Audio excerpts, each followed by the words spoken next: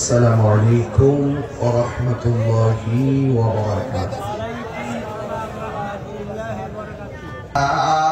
والسلام على أشرف الأنبياء والمرسلين وعلى الله بإذنه وسراجا منيرا إن الله وملائكته يصلون على النبي يا أيها الذين آمنوا صلوا وعلى آل سيدنا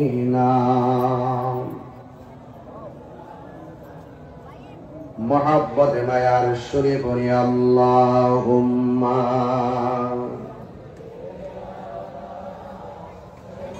আল্লাহ তুমি দয়া করো নসিব করো মদিনা নবীজিকে না দেখাইয়া কবর দেশে নিও না আল্লাহুম্মা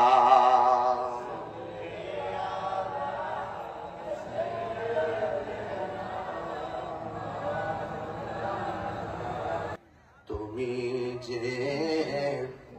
রহমতের ভান্ডার নবীজি ইয়া রাসূলুল্লাহ তুমি যে রহমতের ভান্ডার নবীজি ইয়া রাসূলুল্লাহ আল্লাহুম্মা আয় নবীর আশিকরা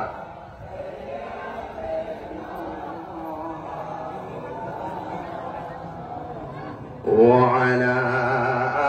آل سيدنا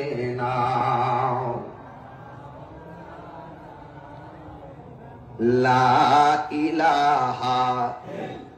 لا إله لا إله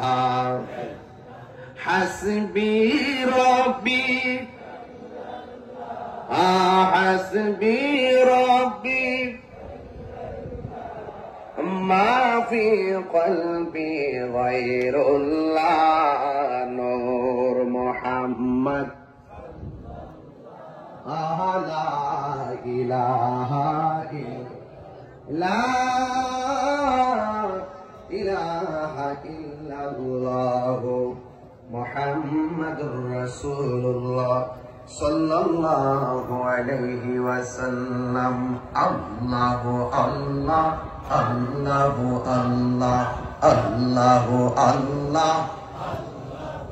لا الله الله الله الله الله الله الله الله الله الله الله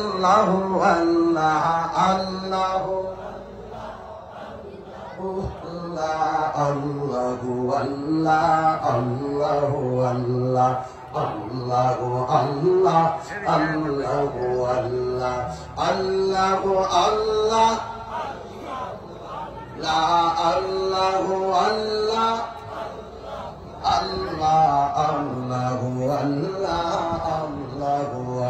الله الله الله الله الله الله لا إله إلا الله محمد رسول الله صلى الله عليه وسلم شكرا لكم الحمد لله